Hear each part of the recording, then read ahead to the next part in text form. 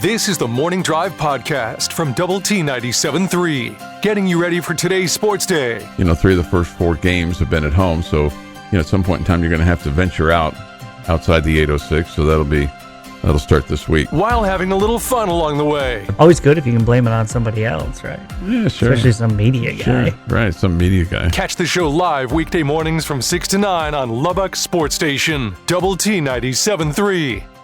Thoughts, comments, Yates Flooring Center chat line. Go to doublet973.com for that, or the mobile app. Benchmark hotline is open too at 806-771-0973. Just a little tidbit for you from the ball game on Saturday. Texas Tech, in their history, has won 2,646 games. 14 of them have been won by 50 points or more, including Saturday's game.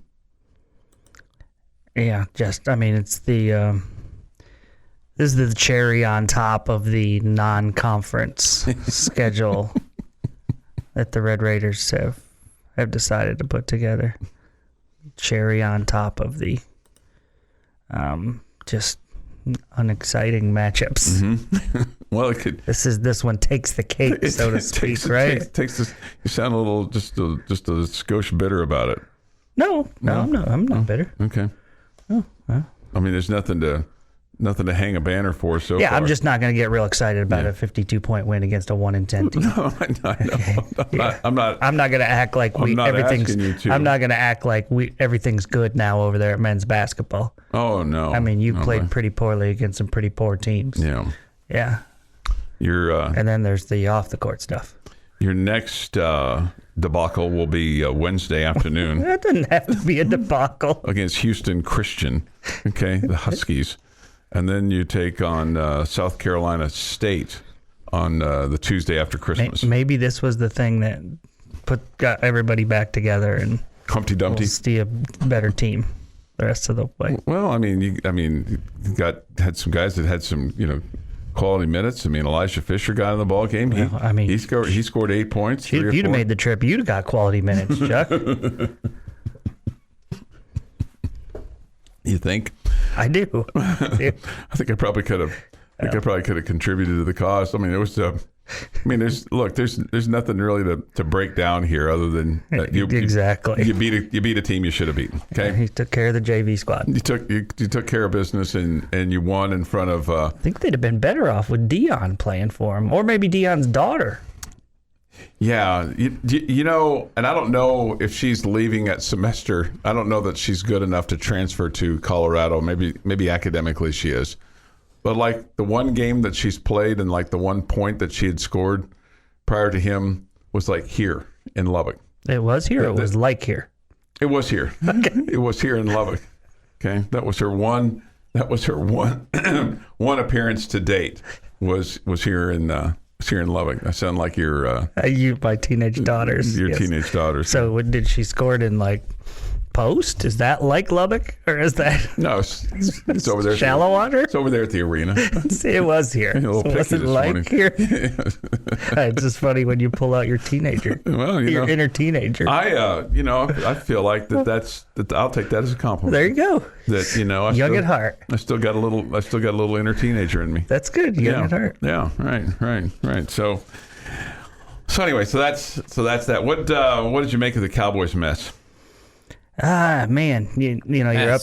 The great word, mess. That's what I took of it. That's fair. You had a 17-point lead in the third quarter, and looking like you got this thing. You're good, and just kind of let it slip away in the fourth, and then a fluky play in overtime. Sure, but man, you can't give up 34 in regulation to the Jags. Right. You just don't put yourself in that situation. If you consider yourself a real contender, man, you're not giving up 40 to the Jags. Right. It is true that in any given Sunday, any team in the NFL can beat another team. The Houston Texans have a win, and they're terrible. Dallas had no excuse losing this game. None. They have been playing on this razor's edge of, hey, we're the Dallas Cowboys. We can come back on anybody for like 3 weeks now. And I don't want to say lollygagging, but they've not played their best football the entire game. They've just kind of been, oh, well, I guess we should turn it on now. And they got this big lead. And then went, oh, okay, well, we're good now because Jacksonville's going to roll over. And Jacksonville went, hey, we're NFL contracts too. We can play football too. And came back and bit him in the butt. Cowboys led 27-10 with 5:21 to go in the third quarter. And then lose the game 40-34 in overtime. Maybe the most controversial of all the plays that were called. There's a $1:20 left in the ball game. Cowboys 3rd and 10 from their own 38, and they chose to attempt a deep pass down the left side to Noah Brown.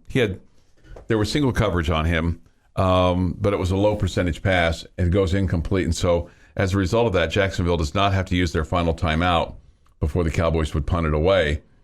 And then they used that timeout to help them stop the clock to be able to move down the field. Right. And their kicker hit a 48-yard field goal as regulation expired.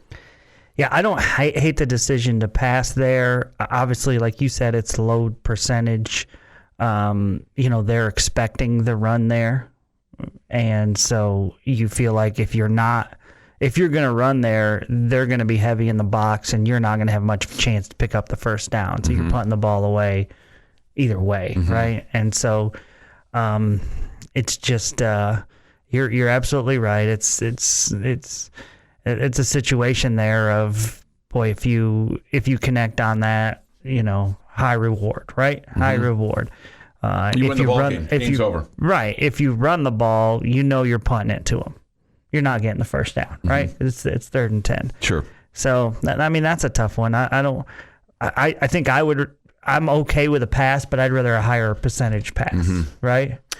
Yeah, let's go for a 12-yard out instead of a deep ball. It just doesn't seem like that's a play that they use a whole lot, though.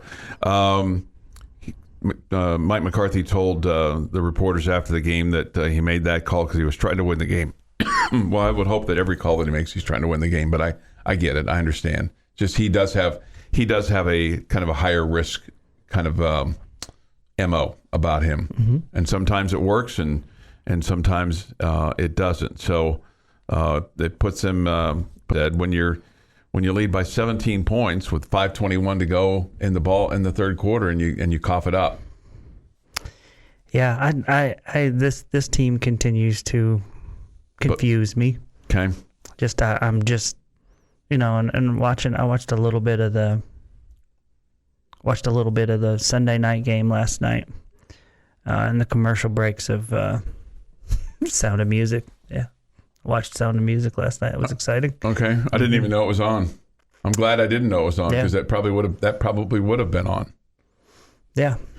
I'll actually take that over Sunday night football most nights. So anyway, watching that and listening to our two broadcasters who I think are really good talk about how great the division is, how everybody's much improved and so much better. And I don't want to say that they're wrong, but I'm just not sure.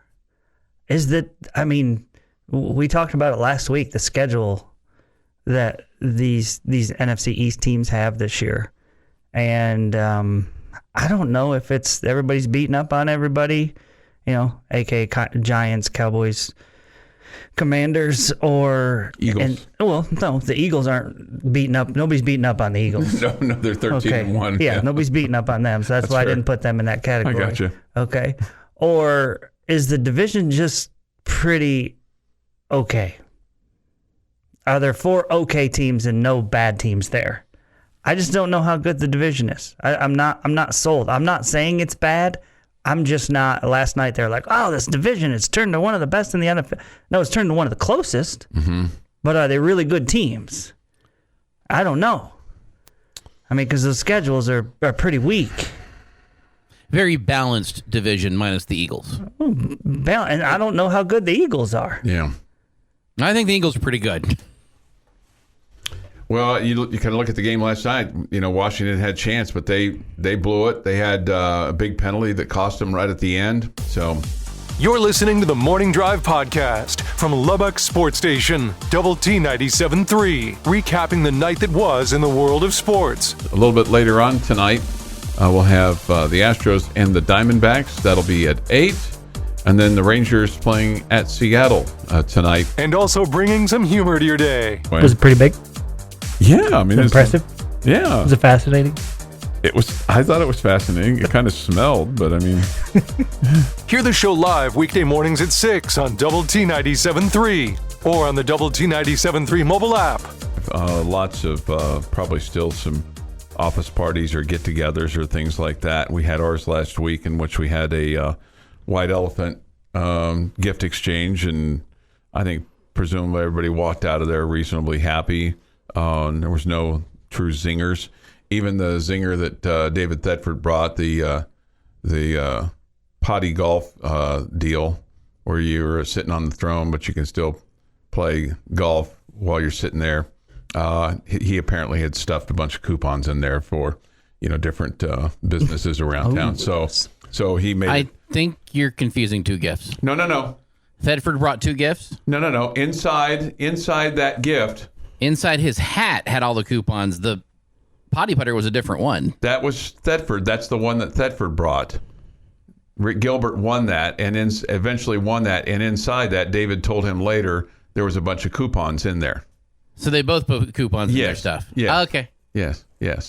Why am I not shocked? Well, anyway, it was at least nice of him to do that if you're going to give a zinger for a gift.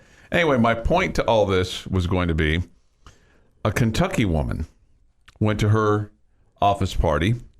They had a white elephant gift exchange. She worked at a local dentist office. Lori Janes is her name.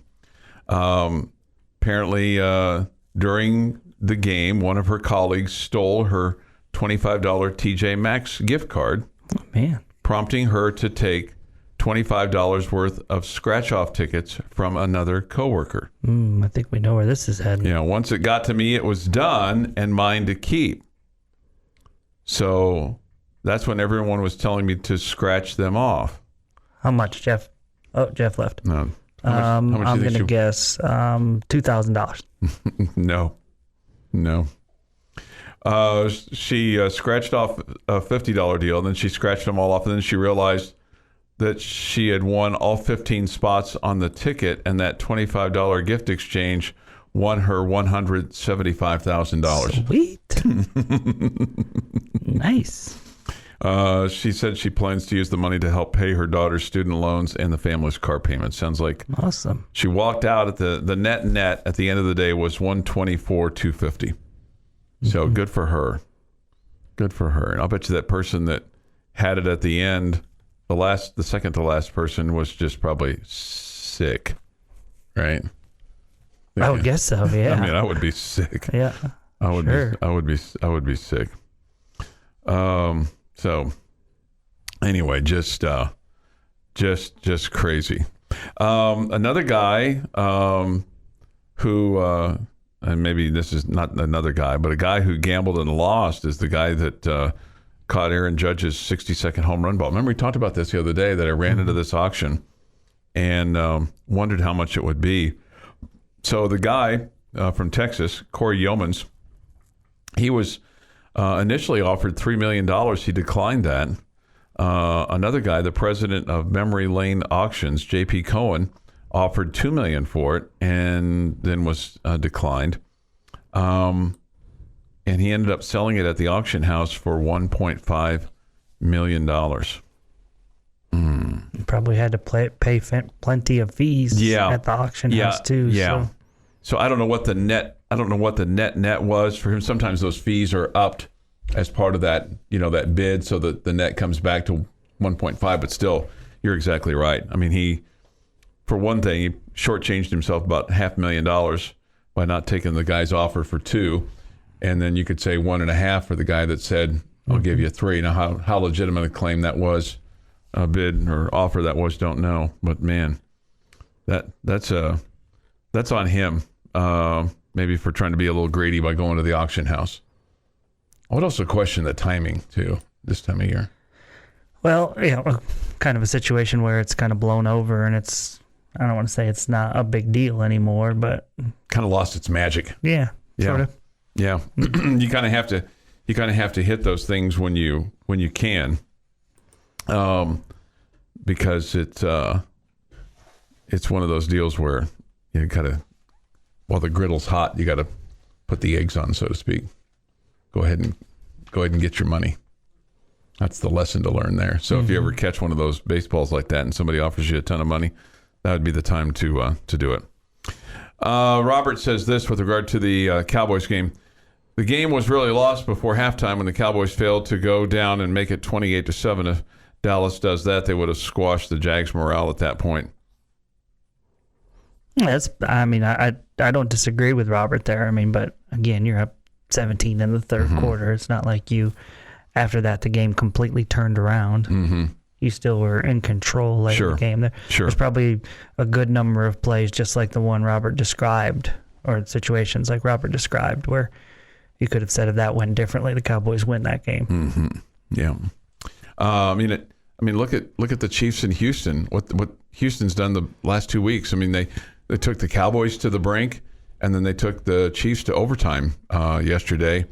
And Chiefs were very fortunate to win that ball game.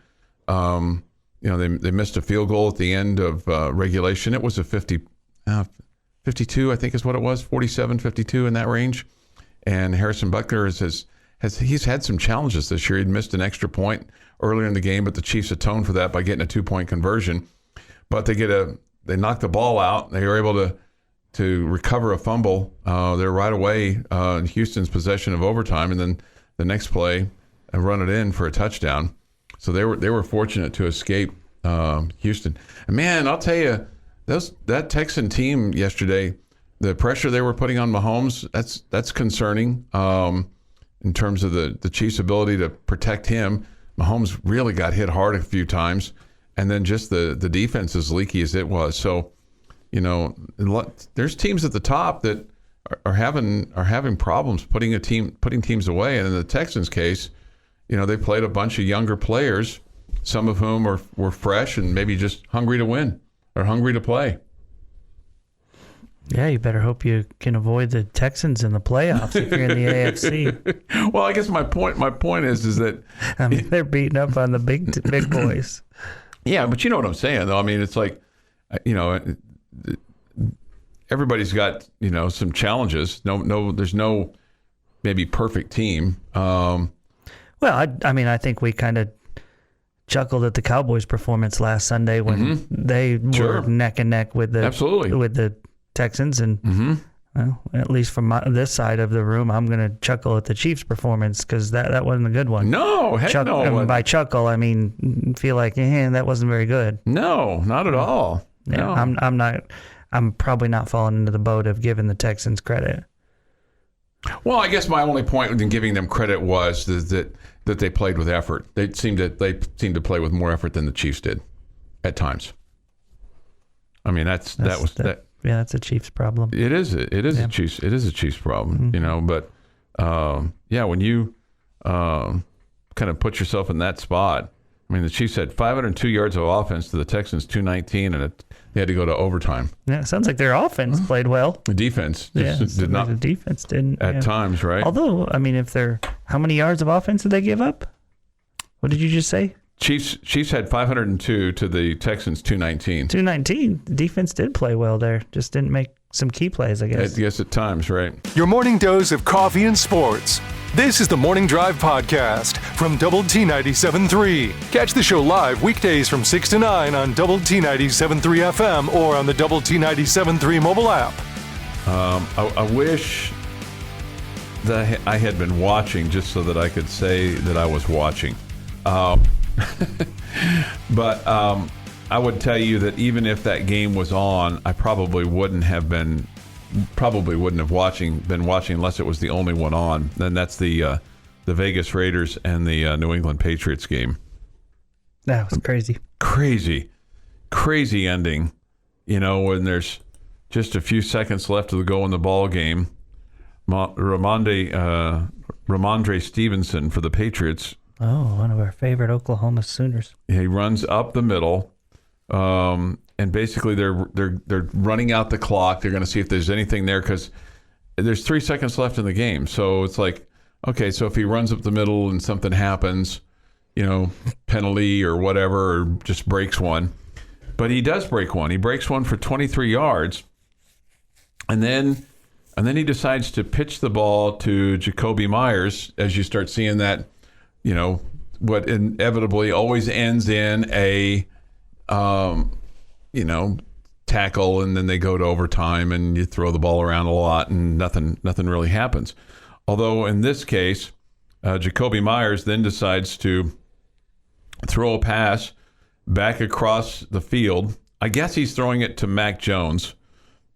He ends up completing the pass to Chandler Jones, who used to play for the New England Patriots. Yeah, you never you've heard the rules, right, Chuck, in the pitch and lateral drill. I mean, you never throw it back across the field, right? Right. You've heard that rule. You never throw it across your body either, right? Across the field, unless you're Patrick Mahomes. Right. This is prime. If you're down on that play, then you take risks. You do everything possible. Sure. If you're tied, you take a knee and go to the man. You gotta play a whole lot tighter than that. Mm-hmm. I mean, you can't be slinging passes. I mean, that ball's in the air for 20 yards, right? Yeah, it's just hung there. Yeah, it may not have been 20 yards backwards, but he's on the sideline to the middle of the field, and it's a ways back, so at least 20 yards. Yeah. And I mean, just so incredibly low low football IQ to make that throw. Yeah, it's like, what are you thinking? Yeah, really dumb. What are you thinking? And Chandler Jones then, hits a guy in the face mask and stiff arms him. That's nice. It was, and then goes down the field 48 yards, and the Raiders win. Yeah, I don't think we'll be seeing Mac Jones fill in at DB anytime soon. And so for all the, the Raiders have been in a number of these kind of things. You've got the tuck rule. You've got the immaculate reception. Then you've got sea of hands, holy roller, which involved, Dave Casper and, Ken Stabler. And then the Heidi game where they scored, in the waning moments of a game twice. And NBC had cut away for Heidi about this time of year. All these things happen about this time of year. In fact, the immaculate reception, I mean, if you watched any football yesterday, then the 50th anniversary is on Friday, and the Steelers and the Raiders are gonna play on Christmas Eve, and they'll have a whole. So when somebody says, "Have you ever seen anything like an ending like that?" I can say, "Yeah, I can say I've seen an ending like that because I was watching that Steeler Raider game. It was a playoff game." Yeah, so like if you said as crazy as that, yes, right?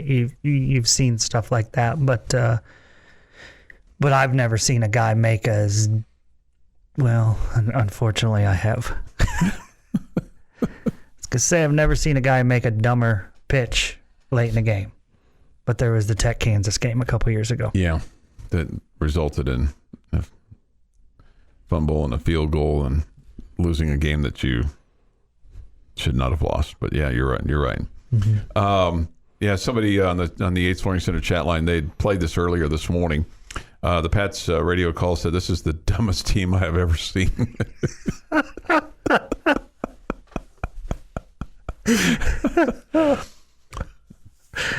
Oh man! Oh God, it's just crazy.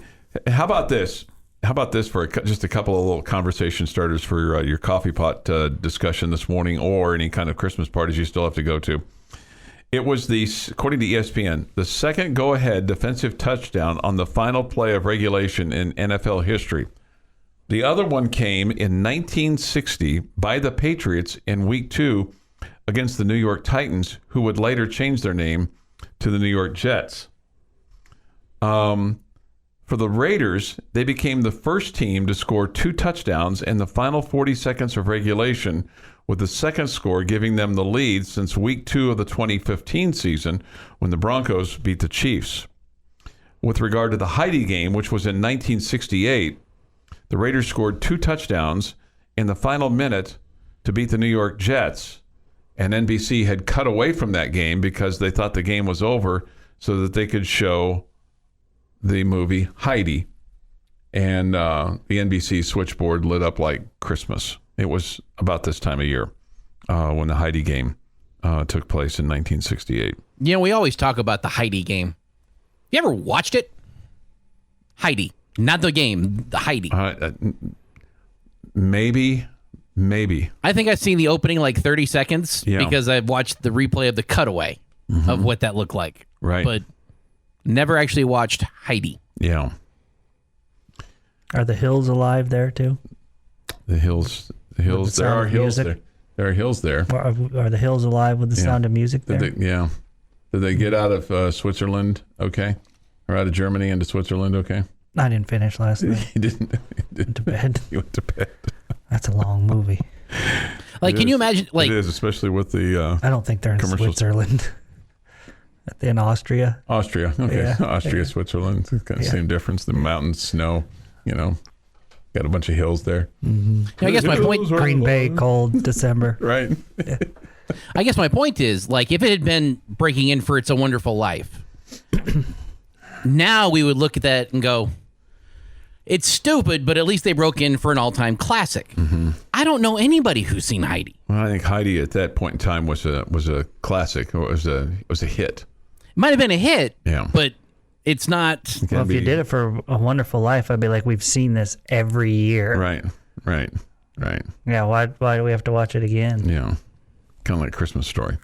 7:22 this morning here on the morning drive. So they got to come up with a name for this thing. Then somebody will come up with a catchy name like the Immaculate Reception or something like that. Because I think the Immaculate Reception was something that came up after the fact. It did not come up right away that day by the Steeler announcer or by. I think the Pats radio guy said it well. I mean, why not just call it the dumbest play you've ever seen? He said it was the dumbest team he's ever seen. Just turn and throw it in the wrong direction. Well, you can't throw it forward, but just throw it towards your goal line. Yeah. And still you're a long way from the goal line, but up in the air so anybody can go have at it. Sure. I mean, is the equivalent of saving the ball underneath your opponent's basket. And how about the Cowboy ending? I mean, just so bizarre. I mean, that ball goes right off of Noah Brown's hand into the hands of the. Should never have gotten that far. Just bad luck. Yeah, I agree with you. It should never have gotten that far, but I mean, the ball was, I guess, slightly, but it was a catchable ball. He should have caught that ball. Well, Dak, if you heard him, he was very clear to say, I threw it low on purpose. Very interesting, which I believe he did, but he also very much throws his wide receiver under the bus by saying that. Yeah, by saying something like that. Right. You're tuned in to the Morning Drive podcast from Double T 97.3, recapping the night that was in the world of sports. That's not to say that they don't respect the run game that you have, but you're talking about one quarterback leading the conference in passing so far this year. And remember, he didn't start the first game. All right. Still played a lot, though. And also bringing some humor to your day. I just don't want to disappoint you. As much as I disappoint you, I don't want to disappoint you in some things that you expect from me. Hear the show live weekday mornings at 6 on Double T 97.3 or on the Double T 97.3 mobile app. All right, what you got for me, Jeff, and our fine listening audience, Mr. Lent? All right, my question for you today kind of goes back to what we were just talking about. What was the most surprising outcome of the weekend, sports-wise? The most surprising outcome of the weekend. I think there's some good candidates here. Okay, so obviously you have the Raiders and the Patriots. That's one. You have the 33-point comeback by the Vikings over the Indianapolis Colts. That's one. You have the 50-point win for Texas Tech over Jackson State. I think that's surprising to everybody but me. So I'm not going to tell you that's most surprising outcome. Full tongue-in-cheek there, okay? Full tongue-in-cheek. The way that the Cowboys lost maybe that's not so surprising. Jeff, do you have one that stands out to you? I got one each way. The Tech win by 50. Mm-hmm. I thought you were nuts. Like, them winning by 20 wouldn't have necessarily surprised me. Mm-hmm. When you said 45 on Friday, I thought we were going to have to check your drink. Certifiable. And they exceeded that. They exceeded that. So that's the positive one. Mm-hmm. But it's also a team you should have beaten. Sure. But the negative for me, and the one that is just stuck in my craw, is how the Cowboys lost that game yesterday. Like, I can't even put words together for how frustrated I am with the Cowboys for how they lost that game. It's just one game. I mean, everybody has a stinker every once in a while. Sure. How about... And in my head, I know that. I get it, and it's the NFL, and anybody can win. Sure. But it's how you did it. And there's no explanation for it. How about this? The Cincinnati Bengals beat the Tampa Bay Buccaneers 34-23. At one point in that game, the Bucs had a 17-0 lead. In Tom Brady's career, when he's had a 17-point lead on teams, going into that game, 89-0. So that's a surprising setback for them. But when you cough up the ball like 4 straight times, it leads to things like 34-23 setbacks. So my answer is going to be the Colts and the Vikings. I mean, any NFL team down 33-0 at the half, right? I'm just not expecting that team to lose. Right. I mean, obviously the way the Pats and the Raiders finished was crazy. But any team down 33-0 at halftime to come back and win, I don't care if one's really bad and one's really good. That seems like impossible, darn near impossible. So that to me was the most surprising outcome of the weekend. I got one we haven't mentioned as well that I would put third in this list, but still I think it's worthy to be mentioned. How about the Texans taking Kansas City to overtime? Yeah, no question. No, the outcome was the Chiefs beat the Texans. Yeah. That's not surprising. The outcome wasn't surprising. How we got there was. But the question was, what was the most surprising outcome? I think for me, I'm with Jamie. Because I just completely dismissed that game. I was watching part of that game. I came down here to do some work in my office. I was listening to Tech and Jackson State. I got just had the radio on, just listening to Hacks and the game. And when I got home and I turned on the TV and learned that Indianapolis had coughed up that lead, I was shocked. So I'm going to say the Vikings and the Colts as well. I'm going to agree with you. Okay. This from the Yates Flooring Center chat line. Jeff is right. It's not that they lost. That happens how they lost. Bullfighter says clock management for the Cowboy game was absolutely terrible. It was. Can't disagree with either one of those texts. Sonia says this. Good morning, gentlemen. I lost my voice yesterday during the Kansas City game. Still recovering. Okay. We get this. Just tuned in. How many times has Chuck brought up the winning by 45 already? Did he text y'all immediately on Saturday? No, I did not. He did not text us on Saturday. I almost texted him on Saturday. I was close. Be like, wow. I did get a couple of texts on Saturday. I got a couple. I didn't send out any communiques. Unfortunately, I was involved in those texts too. Yeah, but it wasn't initiated by me. It was initiated by our colleague and former colleague and still our friend David Collier. Right? Still our former friend? Yes. No. He's still our former friend. 100%. Still our former friend. So that surprised. I'll tell you the other game on Saturday, the Saturday night game. I mean it was exciting. The Bills and the Dolphins maybe a little bit more exciting than you wanted it to be, with the Bills winning 32-29. Bills moved their record to 11-3 on the season.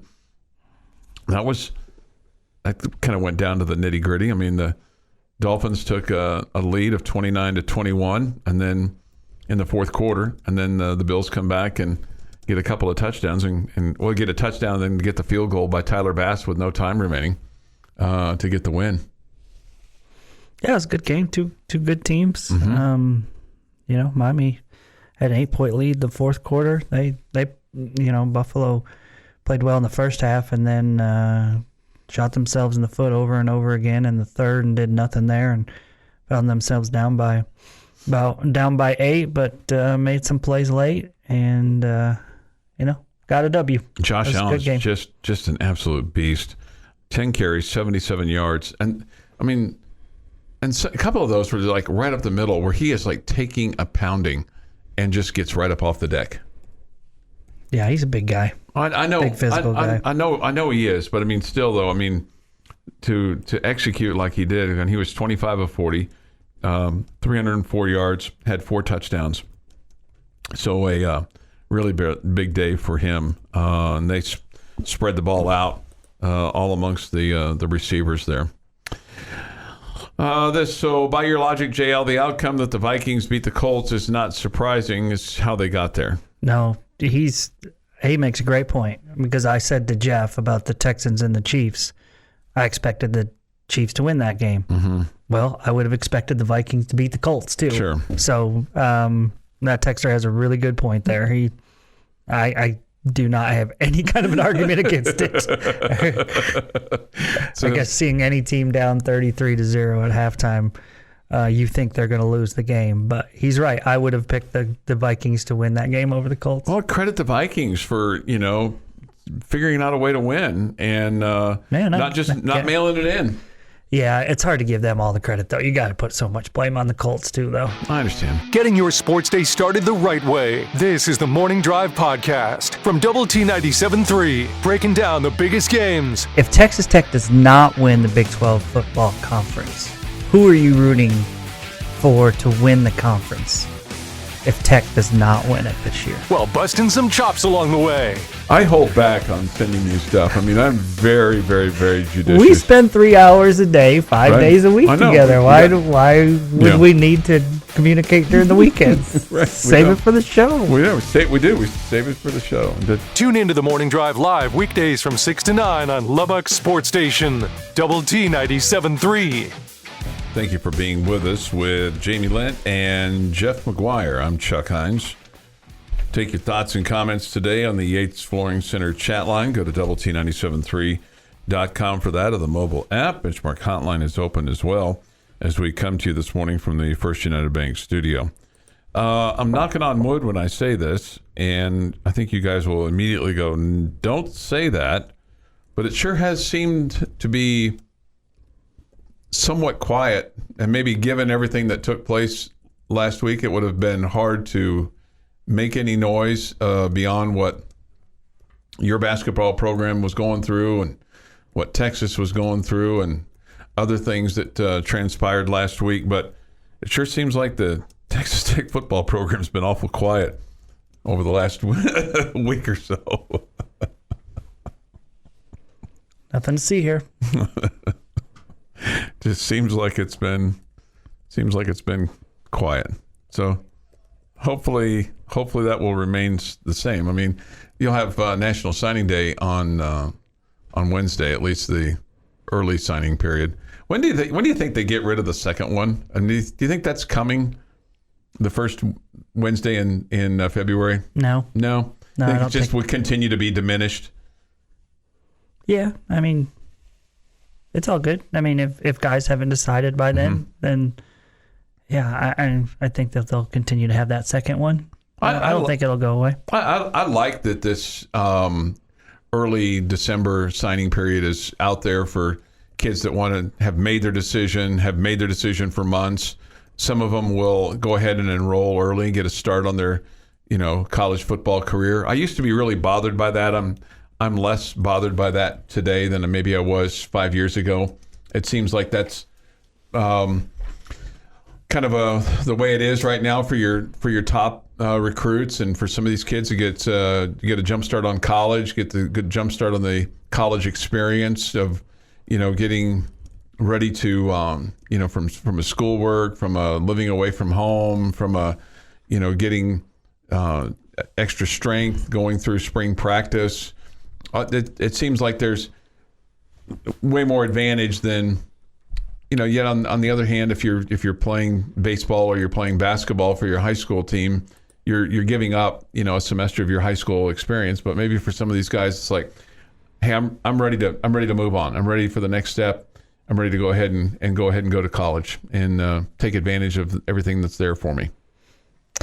Yeah, it's one of those situations where, I think you or I might say, we'd want our kid to enjoy high school and all the above and his final semester of his senior year and all that. But if we had a high-level kid that we thought had a chance to go and he was going to get a leg up, we probably would think differently about that. Yeah. So I guess that's one of those to each their own kind of deals. Mm-hmm.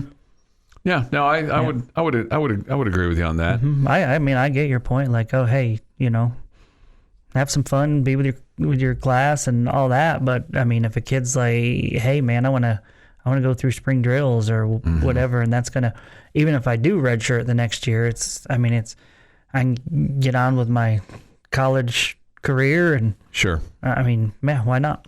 And I don't know if you saw this or not, but speaking about being able to redshirt, you can play in 4 games in the regular season, but now, because I guess part of this is guys in the portal or guys deciding not to play because of their NFL career getting ready to start or wanting to start their NFL career. Speaking of starting early, if you've played 4 games, you can play in the bowl game this year.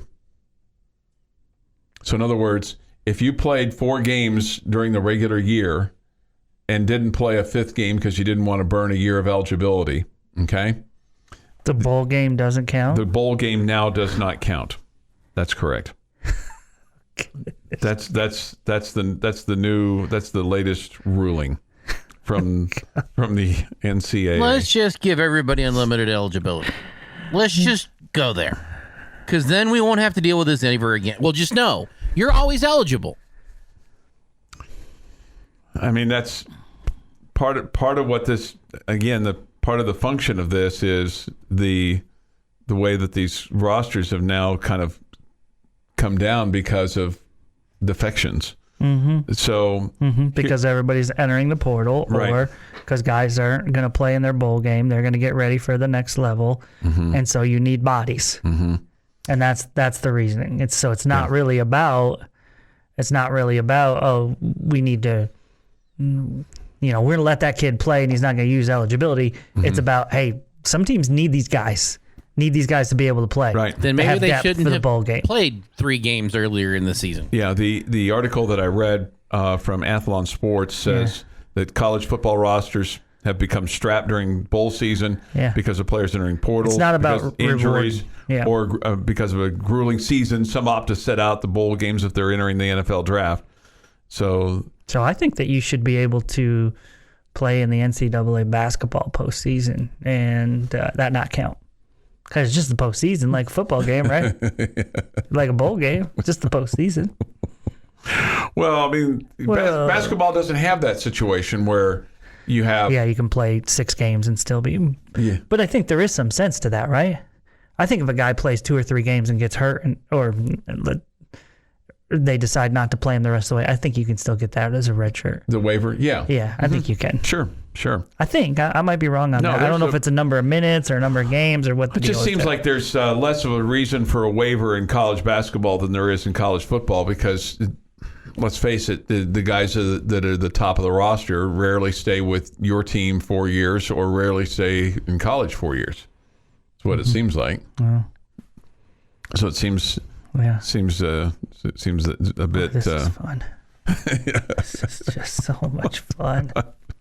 I figured that you would really enjoy that aspect of things. So 8:08 this morning here on the morning drive. Meanwhile, one of the other things that I wanted to talk to you about and just kind of list out a number of athletes for Texas Tech this past weekend graduated. Some still have eligibility left and others do not, but number of football players graduated. I've got the list for you. I'll give you some of those when we return here this morning on the morning drive. Also, there's comments on the Yates Flooring Center chat line about that. There's football practice that will continue today as they get ready for the bowl game. A week from Wednesday, oh, by the way, is when that's going to be. Texas Tech and the Houston Bowl. We'll have coverage for you all day long next week here on Lubbock Sports Station, Double T 97.3 as part of Optimum Game Day Live, presented by United Supermarkets from the Texas Bowl in Houston. You've been listening to the Morning Drive podcast from Double T 97.3. For more from Lubbock Sports Station, go to doublet973.com.